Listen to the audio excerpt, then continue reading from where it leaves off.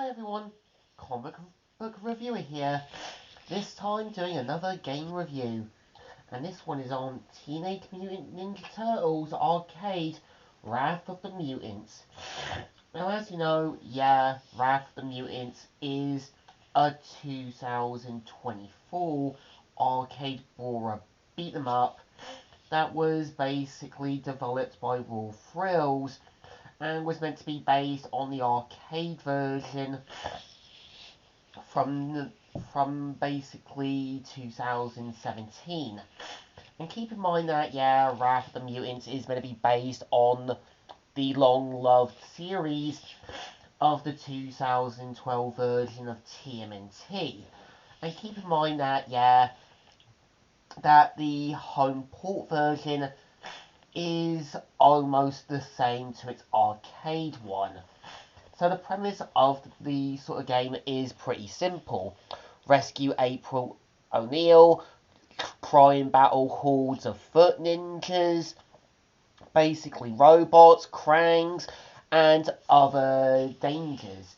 And of course, it is meant to be based more on the old school version of the old Ninja Turtle arcade stuff.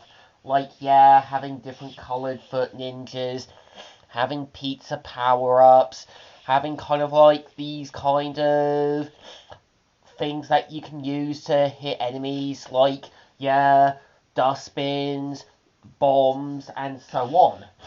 And there are power-ups that give you a sort of advantage to take down enemies. Like, Leonardo can do a powerful hurricane attack. Raphael can basically pummel the ground.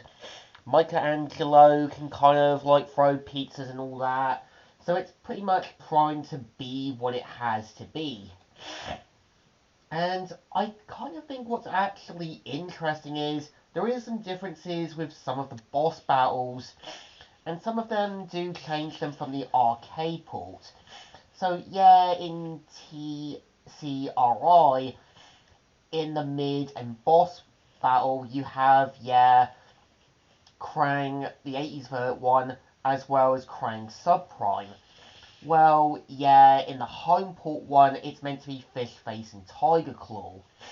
And what's actually interesting, in the amusement park one, in the home port, it's meant to be the Creep and Razar. And in the home port version of Dimension X, you have 80s Krang and Krang Subprime. So I can kind of get where some things got altered, some things got changed from the original source material. And again, I can understand a lot of these things do get changed. And I think what's actually one of the most notable changes is when you do battle Shredder in his lair, unlike the arcade one, you have Super Shredder as the final boss. So you can really get the sense they wanted to go all out with basically Shredder in this one. And I do kind of notice how some of the voice actors have kind of aged or kind of sounded a little much older. I think most notably, seeing Austin voicing Raphael, you really get a sense that, his voice really sounds a lot more older, gruffer, and a bit more older at this point. And I can understand that, since the 2012 cartoon ended back in 2018, you get a feel that some of the cast had aged. Some of them had got older. Some of them had kind of gone on to do other things. And that can be pretty relatable, because when you get older, you're going to get older, you're going to kind of feel a bit out of place, but it still kind of works as a game. And it has moments where it is going back on nostalgia. Not only on the old 80s games of the old Ninja Turtle ones, but also trying to do the same with the 2012 TMNT series.